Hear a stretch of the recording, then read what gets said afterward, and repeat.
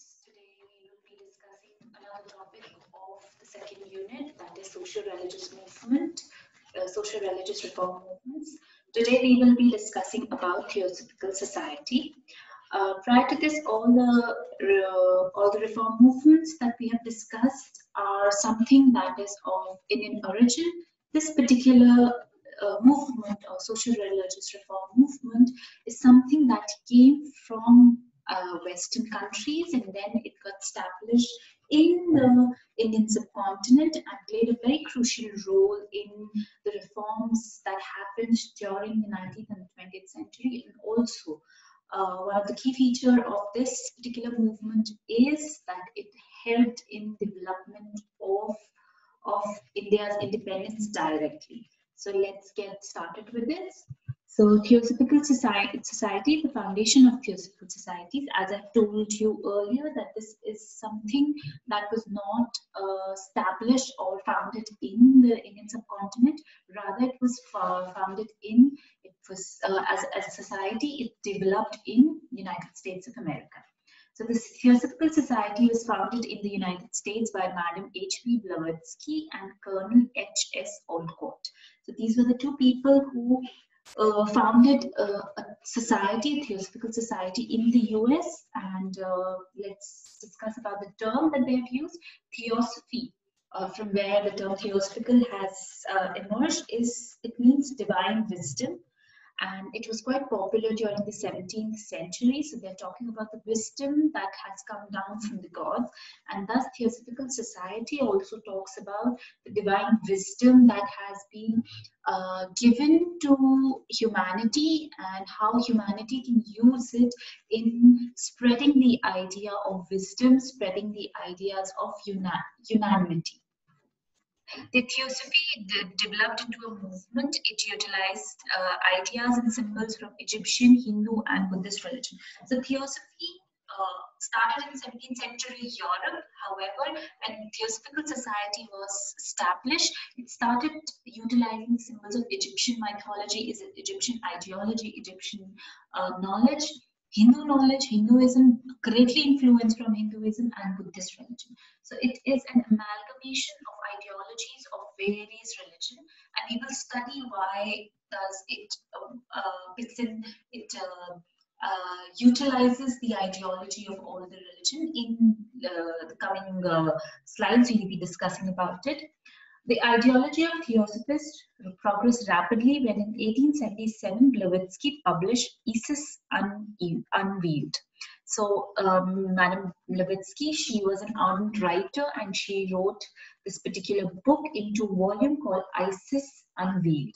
In the first book, it talked about spiritualism, modern sciences, psychic phenomenon, mesmerism, Kabbalah, that is the knowledge that we drew from the Hebrew world, the knowledge and achievements of the ancient people, psychic feats and wonders. She's talking about the mystical domain of religion and how that and spiritualism is being talked about in various religions. So she's not restricting herself to one particular religion, Christianity. Rather, she's trying to hop in, hop out of all various religions, talking about how different religions see spiritualism, how different religions see modern science, how different religions see knowledge and achievements of its people, and how they have been talked about.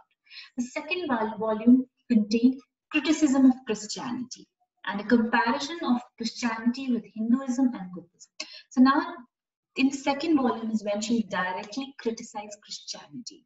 And how does she criticize Christianity? By comparing it with religion like Hinduism and Buddhism. Now, one of the basic idea that Madam Blavatsky talked about Christianity is that it is not universal. You have to accept, you have to make yourself Christian to be able to understand the ideology. So you have to convert to Christianity to understand the truth. Then only you are allowed to attend the religious system and get the knowledge of what it is written in the Bible. However, in religions like Hinduism and Buddhism, it's not necessary for you to convert, and they give a more universalistic ideology, because in Christianity it is said that the Father and the Son, the Holy Spirit is going to save people who follow them.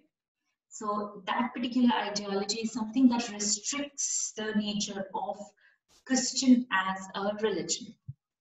Further, there were a lot of other criticism also that she has pointed out, which we will be studying in course of our lecture. Next is foundation of Theosophical Society in India. This is the previous slides have discussed about the foundation of the entire Theosophical Society. Now we are going to discuss the foundation of Theosophical Society in India. So Colonel Olcott was in connection with a lot of religious leaders of Indian subcontinent, and through one of his friends, he then came in contact with Dayanand Saraswati of Arya Samaj. So that's when Colonel Olcott decided that he's going to join, and he was greatly influenced by the ideas of Dayanand Saraswati, who was saying that all the truth and ideology and the universality that we talk about, Vedas and Upanishads, Vedas specifically have the knowledge, it's infallible. That's what he's talking about. So he was greatly influenced by his ideology, and that's when he joined hands with Dayanand Saraswati, and that's how the Theosophical Society reached India. So on 22nd May 1878, the New York group changed its name to Theosophical Society of the Arya Samaj of India, and that's when they then came to India. But sooner we find that there was a sort of a fallout between Dayanand Saraswati and Colonel Olcott. That you have to understand that most of the Europeans who are traveling along with Mr. Olcott, was, though they were agreeing to the idea of Hinduism, there were certain practices that they were not doing. Eating meat and consumption of alcohol and also beef eating was something that was common. And thus there was a falling out between Colonel Olcott and Dayanand Saraswati. So later the society, that is Theosophical Society, established itself in several cities within the North India, within the subcontinent, especially in the southern part of the subcontinent. So in the city, Madras city, Nellore and Guntur is where they established themselves. In 1880, finally, the headquarters of the Theosophical Society was formed at Adyar, and from Adyar, from 1880 onwards, we will find that all the workings of the Theosophical Society in India happened from Adyar. And Colonel Olcott became the head of the Adyar headquarters. In December 1886, the Adyar Oriental Library was opened with dignitaries representing Hindu, Buddhism, and Zoroastrianism. So there was an Oriental library that got established, which had books of all religion, the major books of all religion, commentaries on those religious ideologies. So to give us a more holistic understanding of what religion is all about. If somebody was interested in understanding their particular religion, it was through these Oriental Library that you could talk about religion. Today also, the Adyar Oriental Library is one of the biggest library, one of the most important library in terms of religious studies.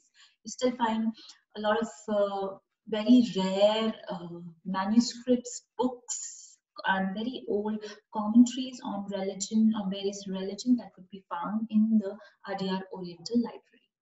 So Colonel Olcott held the dominant position in Indian Theosophical Society until in 1893 we have coming of another very important leader, Annie Besant. And with the coming of Annie Besant, we find that Theosophical Society's nature completely changed from becoming just a society that is talking about ideologies of universal brotherhood and revivalist ideology. It also had a political tinge attached to it. She founded the Central Hindu College at Banaras in 1898, which later became the Banaras Hindu University with the help of Dayanand Saraswati, Madan Mohan Malviya and Annie Besant.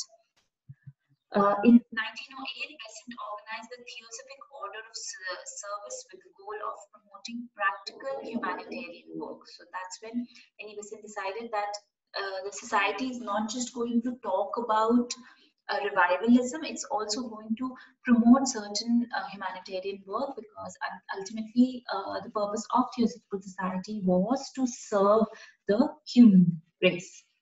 By 1910, there were indications of another ideological departure as Besant began to talk of a need of national unity.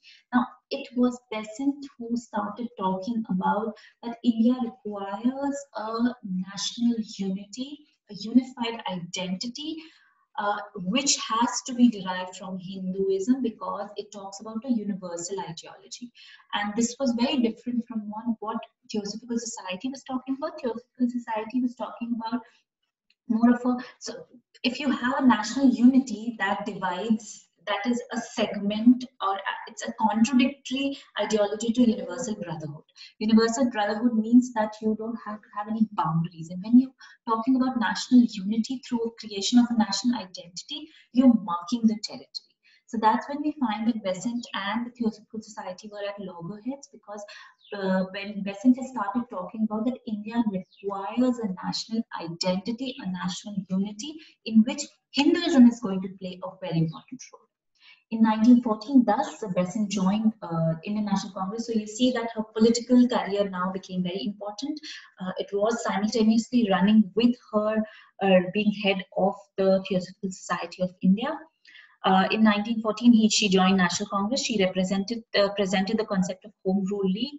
So she was the first person, one of the first person who talked about that the demand for Swaraj, that people should demand, Indians should demand for home rule, that they should be ruled from here, not from Britain. And when Congress failed to accept this, she proceeded in 1916 to found her then herself, and she founded the Home Rule League, and the other one was founded by Tilak. So Tilak and Annie Besant were the two people who formed Home Rule League movement in India. In 1917, she was at the peak of her political career, and she was then elected president of Indian National Congress. However, soon we find that her political career started coming to an end with the coming of Gandhi, because she did not, her ideology did not match with that of Gandhi, and soon we find that she started retrieving from active politics. But we see that Annie Besant, as an outsider, came to India through Theosophical Society, managed to run the Theosophical Society, become the head of Theosophical Society, and through that she entered active politics. She became part of Indian National Congress. However, that was a very short-lived political career, and soon we realized that she moved away from politics and concentrated her time in working out of the Theosophical Society. So now we are going to discuss, I've given you a brief about the foundation of Theosophical Society, and then foundation of Theosophical Society in India. Now we will be discussing about the ideology of Theosophical Society. What was the ideology of Theosophical Society? What was this society presenting to the people, and how were they attracting people from all across the world? So the ideology of Theosophical Society is divided into two parts. The first part talks about nucleus of universal brotherhood of humanity, that is, human beings as together. It's a religion in itself. Humanism, humanity is a religion in itself, and it should be talking about a universal brotherhood where everybody is linked to each other through humanity. And this, if we follow this ideology, that every human being is related to each other, or is somehow part of the larger group, then we would not have distinction on the basis of race, creed, sex, caste, or color. And thus they encourage to study of comparative religion, that all religion ultimately are saying the same thing. All philosophies are trying to say the same thing. And why do we have such watertight compartments as religion? Rather, we should have a universal ideology, a universal community, in which everybody, irrespective of any distinction, are part of it, and thus create a larger, I would say, the biggest religion, that would be religion of humanity.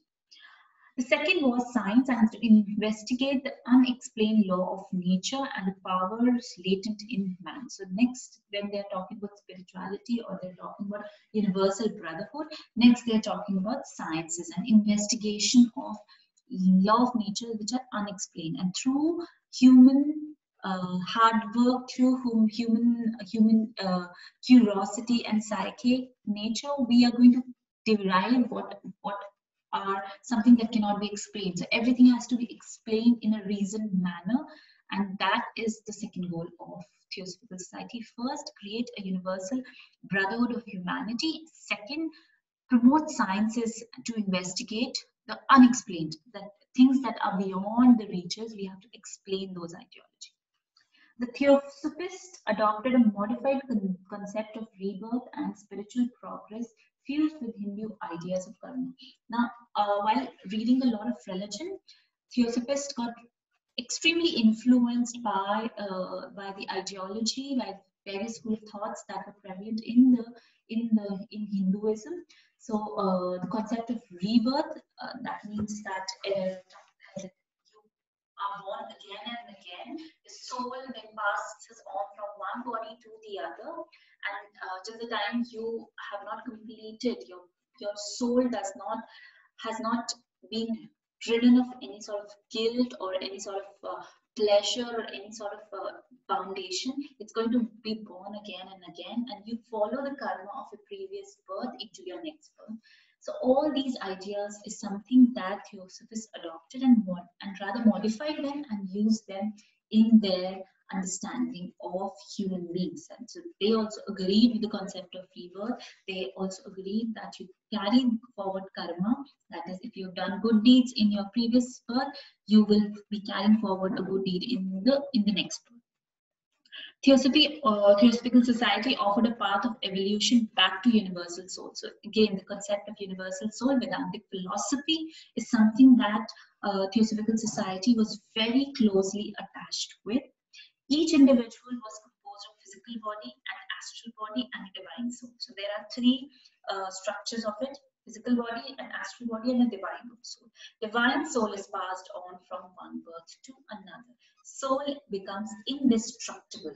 It cannot be destroyed, and thus it passes on from one birth to the other birth. When your physical body decay, your soul becomes gets removed, and then placed into another physical body, depending upon what deeds that you have done. Colonel Olcott, in his numerous lectures, spoke glowingly of glorious Hindu past. He talks about a very, very glorious past of India, and thus you find that a lot of people got attracted to Theosophical Society, because while other reformists were talking about, though they were talking about reform, they were criticizing a lot of ideologies, and they were talking about superstitions and all those things. On the other hand, Theosophical Society was always talking about the glorious past of Hinduism, talking about science, culture, development, various theories of explaining the various theories of religion. So that is something that became a benchmark for them to attract a lot of followers. Theosophic order of service advocated brotherhood, national education, and an end to child marriage. The Theosophic order that was order of service that was started by Annie Besant. It advocated brotherhood, that everybody should form a brotherhood. You should be part of the larger brotherhood. It talked about national education, that education is a must, and an end to child marriage. Now, the order engaged in projects to abolish capital punishment. It was against capital punishment because, according to Theosophical ideology, nobody has the right of taking life. If you cannot give life to somebody, nobody has the right of taking it away also. Extend cooperatives, promote hospital visits, advocate prison reform, support child welfare, aid the blind, oppose the white slave trade. So it also became more of a reformist ideology. Also, the Theosophists advocated revival and strengthening of ancient religions of Hinduism, Zoroastrianism, and Buddhism. It always talked about revival. It was a revivalist ideology, and that thus always talked about revivalism of old religion. Another very important aspect of Theosophical Society is when they said that one has to, if somebody has to understand a religion, they have to read it themselves. So that's why they formed the Oriental Library. Now that Oriental Library also led to mass-scale translation of religious texts into vernaculars, because we have to understand that most of the religious texts are written in high languages. If you take, for example, Bible was written in Greek, and it was not until Reformation when Martin Luther decided that he's going to convert it into German or in vernacular language for the people to read it. So that is what even Theosophical Society is talking about, that all your text needs to be translated in the vernacular language for people to read it themselves, interpret it themselves, and then understand what exactly the religion is talking about. Because most of the time we are being dependent on the priestly class, and that priestly class is translating those texts in a manner that is best suited for them, for continuation of their profession.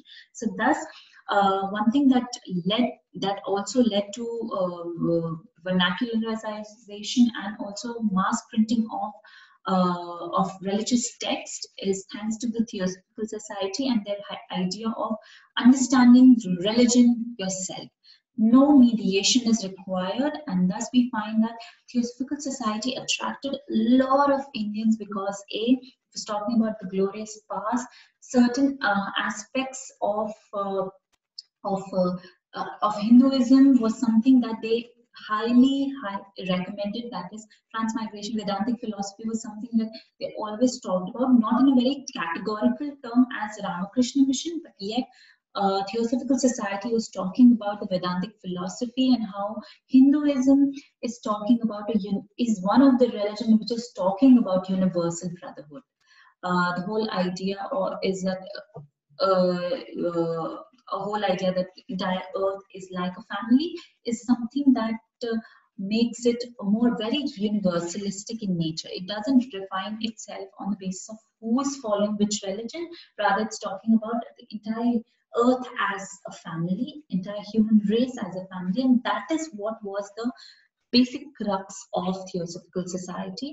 And thus we find that Colonel Olcott, Madame Blavatsky, and later Annie Besant had used this ideology of Hinduism over and over again to prove that it was one of the oldest religion that is talking about a universal brotherhood. Yes, there are certain shortcomings which happen because of degeneration, but yet the religion in itself, Hinduism as a religion, is something that needs to be read about and that needs to be discussed about, and it has to be cleansed from any sort of misinformation that has been passed on by human beings only. So that is what was the ideology of Theosophical Society. And with this, we come to an end to Theosophical Society. Next, we will be discussing about Ramakrishna mission. Thank you, students.